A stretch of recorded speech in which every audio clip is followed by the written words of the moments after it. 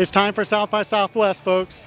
We're here this year with Ted Rubin, talking to industry leaders and experts on the trends and topics affecting you and your business. What I'm finding this year, and I'm really enjoying, is that brands are up there actually talking about the challenges they're facing. What's going on, whether it's the economy or it's inventory or it's employees or it's the way things are changing in the workspace. And so I've been trying to find some of the companies that I know or I work with who are solving problems for brands. So I'm here with Brett Perrine from Evergreen Trading. This is a great company that's in the media strategy barter business, and they are helping companies with troubled assets. And I'd love Brett to talk a little bit about what Evergreen does and how important this is for brands. Great. Should I hold this? Yes, please. Thank you, Ted. You're welcome, Brett. This is fantastic. You're absolutely right. This year, I think what I've heard more than ever at this whole entire thing is that all these marketers are asked to do more with less. Exactly. It's unbelievable. They're just like, where can I get this funding here?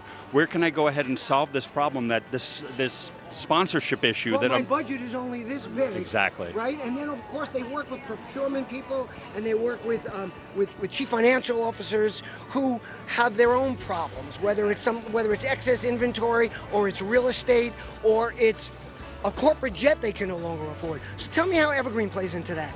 So what we do is we solve corporate problems pretty much through the operations groups and real estate groups and finance groups. So we'll buy the underperforming asset at their full asking price. So as you know, if let's just say there's a piece of property that's on their books for $1 million, but the best thing that they could possibly get would be $200,000 to $300,000. We come in and we'll buy the asset for the full $1 million. And then in exchange, how do we do that? Right, exactly. Then in exchange, clients then agree to run a certain amount of media back through us because we're really a media investment company. So that's how we work with companies. As you know, we work with companies like Petco, work with companies like Bear, with AT&T, et cetera, where we're solving crazy asset issues. But as it pertains to these marketing folks, we're also capable of funding different programs for them. I'm glad you hit on that, because what I find with a lot of these companies is the marketing side seems to be a little resistant to it because they worry about disintermediating their media buying agency, which you don't do, but you are involved in the process, so it's adding another piece to a puzzle that they don't necessarily want to mess with. But once they do that, because either they're working with or helping procurement or the financial side of things, then all of a sudden they discover, like, oh my God, we're buying the same media that we were buying before in exactly the same way, but we're buying it for less price. Is there a way maybe you could fund the other investment I want to make, the new program I want to run, the sponsorship I want to do? And that's how I've seen that the clients you get, you hold on to for many years, probably 96% of the time. It's actually 98, but thank you. Well, thank you for sharing that. I'm glad I got that right. So it's 98% of the time, folks.